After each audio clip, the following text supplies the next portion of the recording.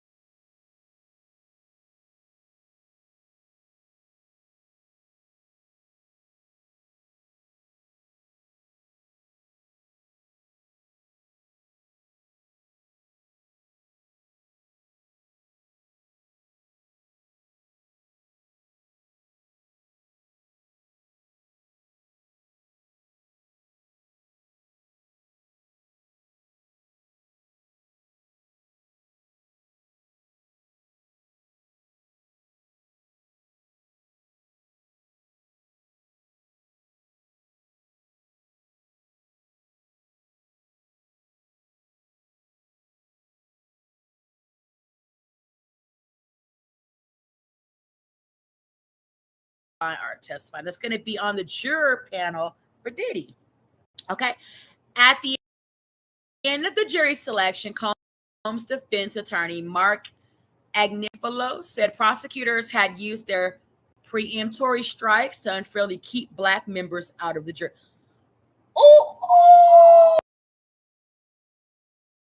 so that's going to answer a lot of questions for us sippers about what are the races of the jurors for Diddy, because right now we really don't know what's going on inside that courtroom. A couple of people are using AI to speculate, and I don't want that. I want to know. I want to talk real tea. I want to only sip real tea, right? Ever. So not for nothing. That just told us a lot, though.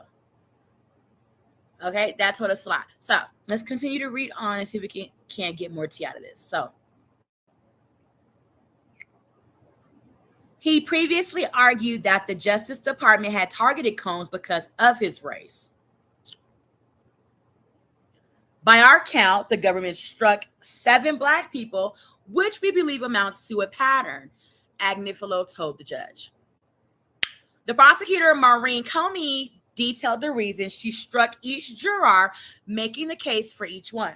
One attended the same high school as Combs, making him susceptible to unconscious bias. Right? Okay. You don't know, she might have wanted to be with that nigga back in the day or something. You don't know. And now they're like, oh, Combs. Be fanning out. We don't need her. Another talked about how some accusers would jump on a bandwagon, okay, to accuse famous people of abuse, making it possible she'd be biased against victims, okay, Comey said.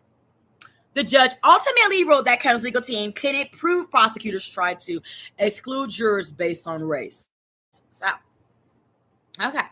And that gives us a lot, though. They already, they came up with the jurors. There's 12 selected and 6 that are standbys, right? So, from what I'm understanding, there aren't too many African-American people on the juror. Okay, on the jurors team. Stand. So, whatever. Jurors booth. Where they sit at. Okay. Meanwhile, Combs' family members, including his children and mother, filled 2 rows of benches in the courtroom on Monday. They were seated behind the defense table where Combs sat wearing a light-colored sweater and eyeglasses. Now, when y'all have known Diddy to wear some goddamn eyeglasses, if you know and can show, drop a picture. If you can drop pictures in our chats, I don't know. Email me a picture of Diddy with some regular glasses on. Because I've never seen Diddy wear any type of prescriptions. At times, he blew kisses to his family. How sweet. Combs was arrested and indicted in September on federal charges of racketeering, conspiracy, trafficking, and transportation to engage in prostitution. He has strongly denied all charges and all allegations of sexual abuse.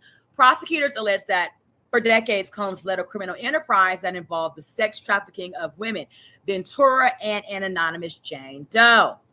Now, I'm also understanding that they're going to allow for testimonies from supposed alleged victims. Okay, we already know the identity of one, which will be Cassie, right? But the rest of the girls, and I think it might be a man, they're going to be behind the blur. Like they're going to be able to testify against Diddy from behind a curtain.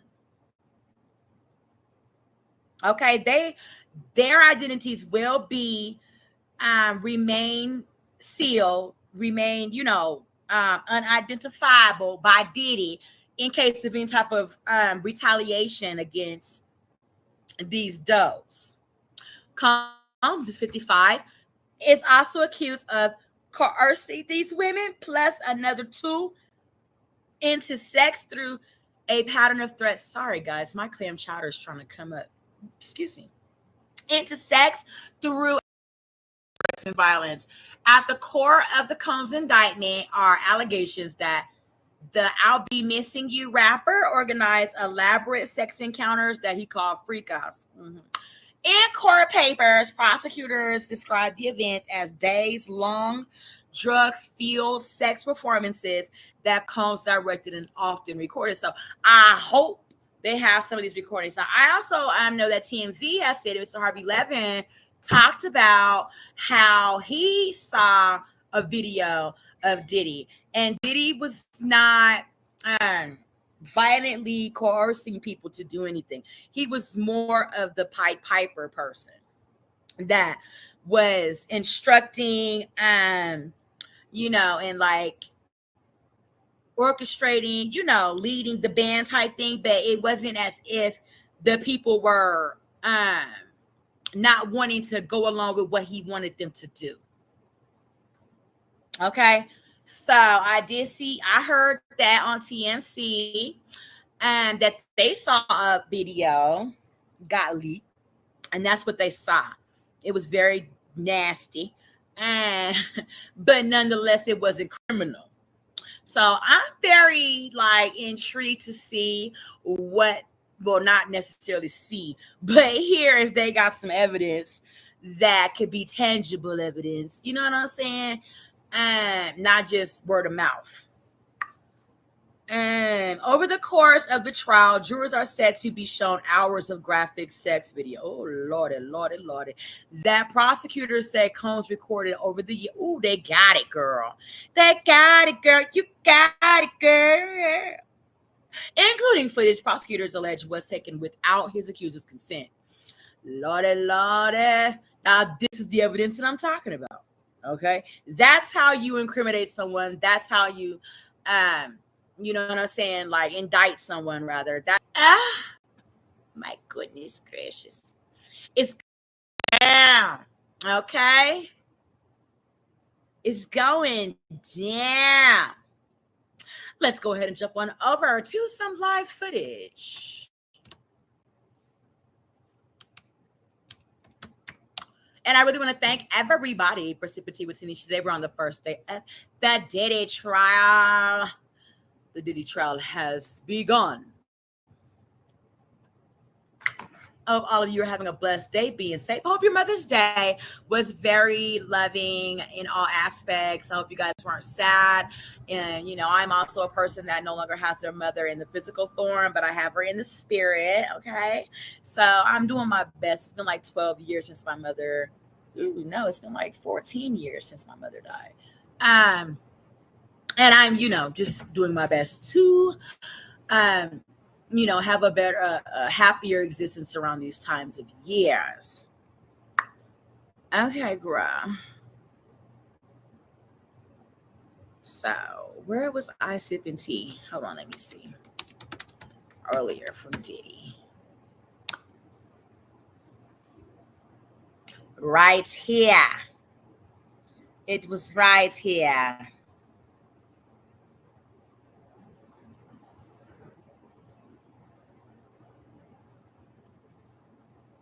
So we're going to pay some homage to Law and Order. I'm going to get, because a lot of people have just been watching the courthouse for hours and hours. Like, you're not going to see Diddy walk out of there. What are you waiting on? Are y'all waiting on somebody to come out the courthouse? What did I miss? But anyway, just to be nosy, want to see the kids and his mama and everybody else, which I might show some of their facial expressions as they walked into the courthouse as well. Let's see. Okay. Let me back it up.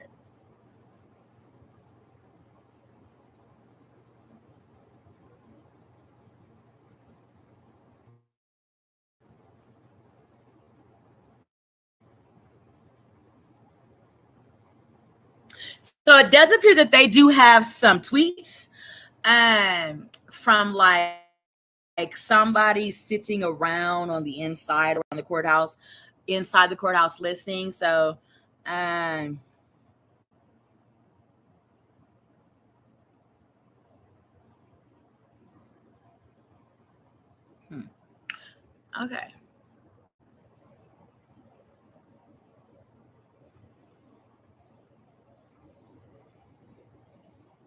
That's outside the courthouse. Let's get to the meat and potatoes.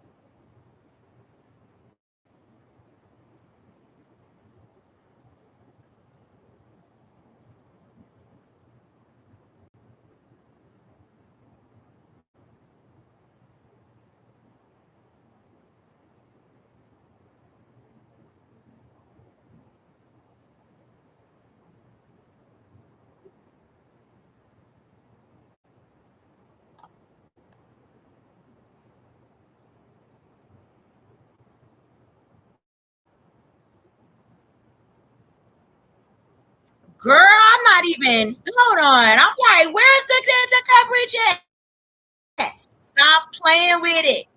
Okay, hold on.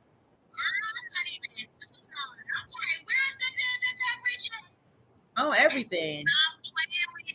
Okay, let me turn it off because I can hear myself. Okay.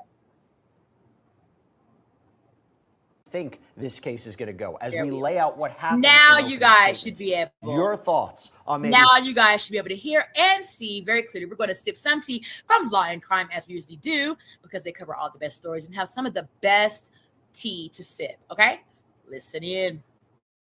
Who is winning the day so far? By the way, we have a poll up right now about whether or not Sean Combs will take the stand. Will he testify? What do you think? Took the stand in his last trial all those years ago, but it was a very different kind of case. This is a very different kind of prosecution. Two different narratives today, right? The prosecutor, Emily Johnson, essentially described Combs as a monster, stating that this jury will hear about all kinds of alleged crimes and the team who helped him commit them. The defense, Tenny Garagos, explaining that this case is about love, jealousy, money, and even acknowledging that there are episodes of domestic violence, but it's not sex trafficking, it's not racketeering.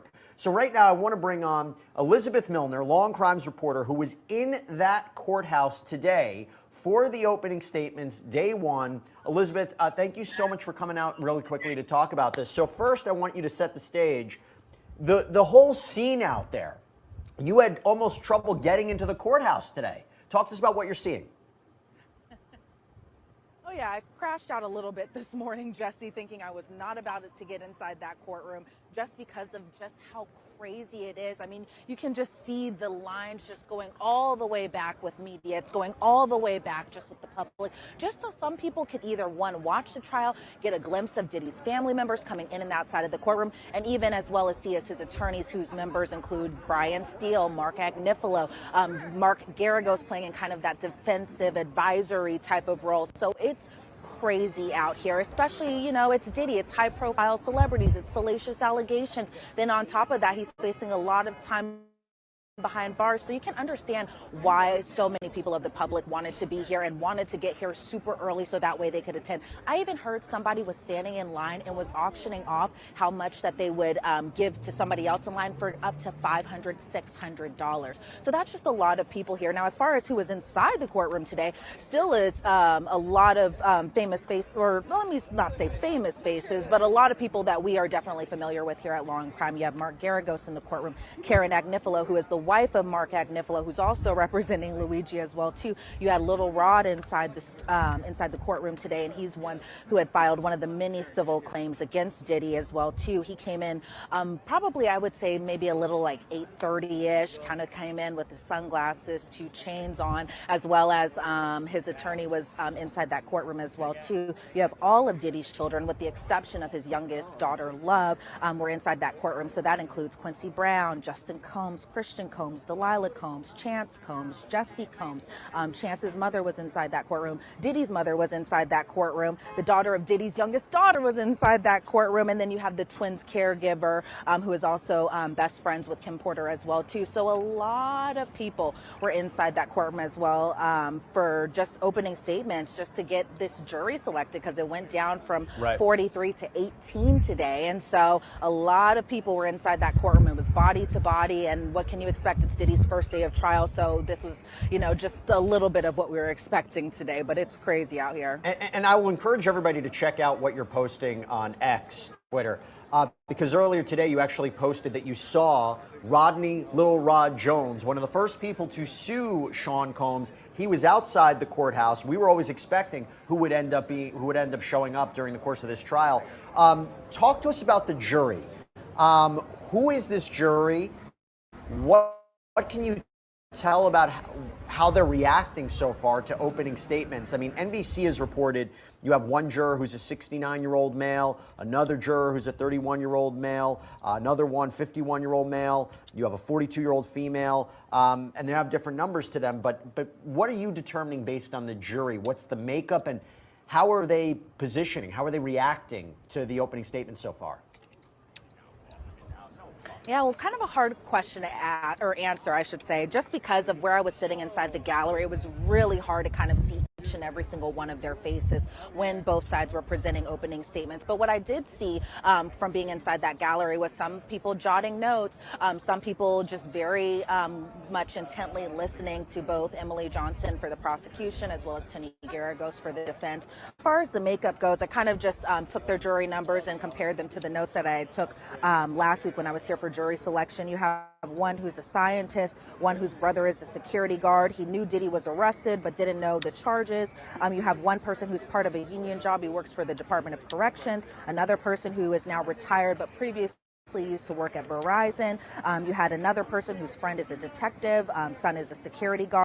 But, you know, as far as the defense was kind of making their objections today as far as jury selection goes, and, you know, just kind of the objections they made that, you know, the government was striking 7 black jurors, that type of thing. There were still black jurors that are going to be serving on this panel who are going to be making making the decisions going into those deliberations. So from what I saw of the jury makeup as a whole, it really was a diverse group of men and women of all different ages, all different walks of life as well too. So I'm gonna we hear some commentary in the back right there. Obviously, do y'all see the man in the back? What is he saying? He said the only thing Sean Combs is guilty of is what, sir? Today still is a lot of famous faces, or let me not say famous faces, but a lot of people that we are definitely familiar with here at Law and Crime. You have Mark Garagos in the courtroom, Karen Agnifilo, who is the wife of Mark Agnifilo, who's also representing Luigi as well too. You had Little Rod inside the courtroom today, and he's one who had filed one of the many civil claims against Diddy as well too. He came in probably, I would say, maybe a little like 8:30ish, kind of came in with his sunglasses, 2 chains on, as well as his attorney was inside that courtroom as well too. You have all of Diddy's children, with the exception of his youngest daughter, Love, were inside that courtroom. So that includes Quincy Brown, Justin Combs, Christian Combs, Delilah Combs, Chance Combs, Jesse Combs.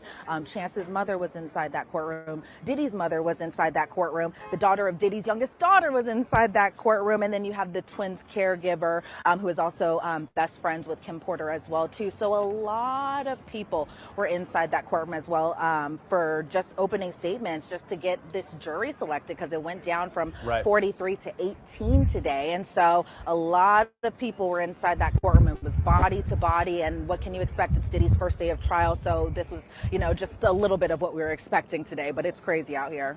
And I will encourage everybody to check out what you're posting on X, Twitter.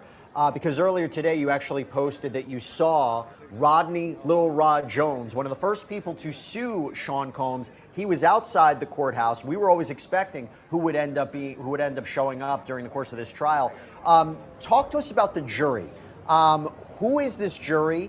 What can you tell about how they're reacting so far to opening statements? I mean, NBC has reported you have one juror who's a 69-year-old male, another juror who's a 31-year-old male, another one 51-year-old male. You have a 42-year-old female, and they have different numbers to them. But what are you determining based on the jury? What's the makeup, and how are they positioning? How are they reacting to the opening statement so far? Yeah, well, kind of a hard question to answer, I should say, just because of where I was sitting inside the gallery. It was really hard to kind of see each and every single one of their faces when both sides were presenting opening statements. But what I did see from being inside that gallery was some people jotting notes, some people just very much intently listening to both Emily Johnson for the prosecution as well as Tony Garagos for the defense. But as far as the makeup goes, I kind of just took their jury numbers and compared them to the notes that I took last week when I was here for jury selection. You have one who's a scientist, one whose brother is a security guard. He knew Diddy was arrested but didn't know the charges. You have one person who's part of a union job. He works for the Department of Corrections. Another person who is now retired but previously used to work at Verizon. You had another person whose friend is a detective, son is a security guard. But as far as the defense was kind of making their objections today as far as jury selection goes, and just kind of the objections they made that the government was striking 7 black jurors, that type of thing. There were still black jurors that are going to be serving on this panel who are going to be making these making the decisions. So we heard that, right, sippers? Remember, when you come in, like the video, and please subscribe. We're really close to getting our 1,000 subscribers. Go ahead and hit that subscribe button, okay? They're going to be black jurors for Sean. Okay. Now, what type? We got black people, we got niggas, and we have uppity black people. Okay. We have our prudes. Okay. We have just like, every other race does. So I wonder what type of black people we're going to be, seeing up on the jury panel. But they're going to be black people. I wonder if they're women or if they're men or if it's a mixture. There's only 4 women that are going to be on the jury panel. 4 women. Going into those deliberations. So from what I saw of the jury, it really was a diverse group of men and women of all different ages, all different walks of life as well, too. So we hear some commentary in the back right there. Obviously, I think there's going to be a lot of commentary when it comes to this case. But Elizabeth, we counted up right now. I believe as we're looking into this, we're counting up how many men there are. I believe 8 men, 4 women on this jury, all different ages. None of them younger than 30 years old. Take that for what it is. A little bit of older individuals as well. But I think it's really interesting when you talk about what we saw today with opening statements, right? And by the way, just to reiterate something that you mentioned before, the first argument we heard from the defense today was saying that the prosecution they raised what's called a Batson challenge to their preemptory challenges, saying you're striking jurors based on race, which is improper. The judge didn't side with it. They got a jury selected.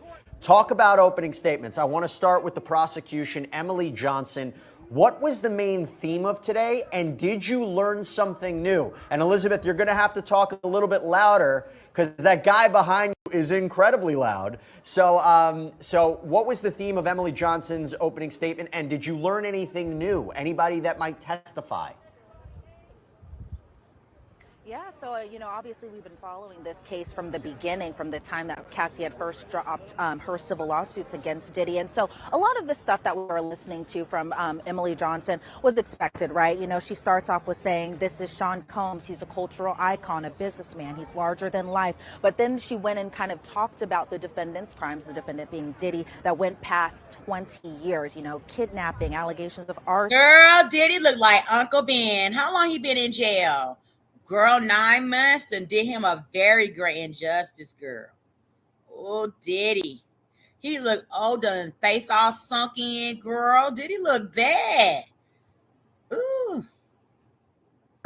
Allegations of drug trafficking, sex crimes, obstruction. They were talking about one specific night where the defendant was on the hunt for girlfriend Cassie. So I was pretty surprised there that they just went out of the gates and already had just named her. I was assuming when she were going to be taking the stand, that's when the jurors would know her name, and that's when she would be introduced as, alleged victim number one. But the government came out and just automatically just named her. They talked about the incident where Diddy found out Cassie was seeing another man, and that Diddy took his gun and his bodyguard, and Diddy threatened to allegedly kill this man that Cassie was with. Emily Johnson talked about how he had beat Cassie so brutally that he also had to take control of her. He kept videos of Cassie sleeping with escorts and threatened to use them against her. These are the types of things we had already known and were already kind of painted out inside those indictments that the government had written up and that type of sort.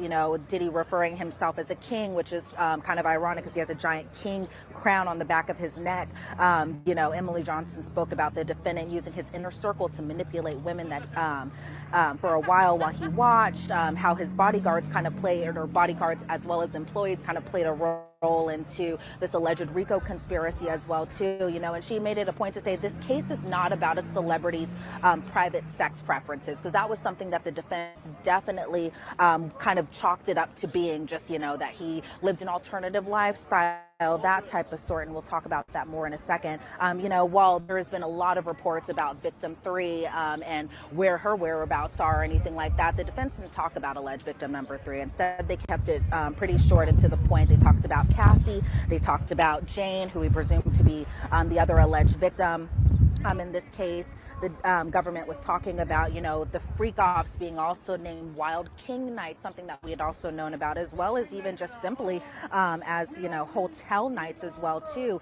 Allegations of flying escorts across state lines, out of the country, into the country, that type of thing, that Diddy had demands for the staff to set up his rooms in advance, lighting, lube, cash for escorts, drugs for both Diddy and the women that were participating in these types of events. Women had to dress in lingerie, had to wear white nails, tall heels, something that Cassie had pointed out in her civil lawsuit that was later settled. Talking about the drug use. Then they went into kind of, the allegations specifically geared towards Cassie and just how, the defendant had met Cassie. They had a 17-year age difference. Cassie was initially given a 10-album deal, and obviously that never happened as far as putting out a whole bunch of different albums and that type of sort. And so these were types of things that we had already known about. I think some of the more interesting points also go to Jane, as far as the other alleged victim. She was a single mom. She met Diddy around 2020 when Diddy was single, when Jane was single, but Diddy was seeing other people. Diddy introduced Jane to the freak-offs, and she had tried one just to kind of make him happy, and then just kind of kept going into this repetitive cycle of doing these freak-offs, wild hotel nights, that type of sort, just to kind of appease him, that Jane didn't want to do these freak-offs, and that she had tried at even one point to hire men on her own that worked in the porn industry so she could pick the men. Diddy made her, these escorts not wear condoms when they, allegedly participated in these types of activities. So these were just kind of the big things that were pointed out as far as the government. And Jesse, do you want me to go into the defense? Because the defense was pretty interesting as well, too. Before you go into the defense, As I was reading about the reporting today, it was the first confirmation that Cassandra Ventura is victim one in this case. We always guessed it. Well, we knew that. And let's talk some tea right now on Cassie Ventura being the first alleged victim to testify against Diddy. I hear that's happening on Wednesday. I'm gonna do my best. I'm not guaranteeing absolutely anything, but I'm going to give you my Girl Scouts honor that I will do my best to be up here to sip tea with y'all as much as I can on the Diddy stuff. So if I'm not here tomorrow, Wednesday, that's when she's supposed to testify against Diddy. I want to be here for that, definitely. And I will also, bring back points on what happened on Tuesday. Like on days that I can't make the, days that they're having trial for Diddy. Then when I do air, I will come up with the points if they're valid and, points that need to be sipped about, sipping that tea on, then we'll talk about them. So let me get into Cassie, right? She's up to testify, like I believe on Wednesday she'll start. I wonder how long she'll go. I know that Cassie needs to play this very, very, very, very smart. She's already won her civil suit, right? Up in the upper extent of $40,000 or $30,000, $1,000 million, right? She got like 30 million from Diddy. So now she needs to play this as smart as possible. Diddy's already angry that he paid her 30 million. Then he got turned around, lost a Griagio deal or whatever, however have you. And I think Ciroc also went off the table. Then I believe Revolt kind of started to fall by the wayside, right? So Diddy's deal endorsements and things like that are very slim. Plus now Diddy's fighting these cases. Fans done raided his house. His kids are getting their cars repoed. Diddy's, getting down there to R. Kelly type of money, right? So say Cassie doesn't get up there and give it her complete all about what all she, encountered from the time she was with Diddy and so have you. You see what I'm saying? And Diddy slips through the cracks and gets out and comes for Cassie in some type of way. That's going to be the end all to be all. So all I'm saying is, let me know how y'all feel about this, sippers. Cassie needs to get up on that stand and make herself appear, and everybody else that was ever involved in anything criminal with her, with Diddy, like it's the worst case scenario you ever want to envision somebody ever having to live through in their entire life.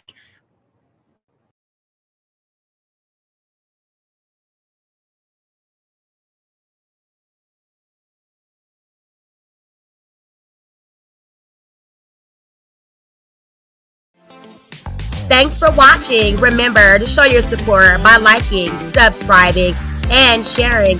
It's a blessing. Keep your teacups filled and ready for my next upload. Until then, stay inspired and remember, always stay sipping.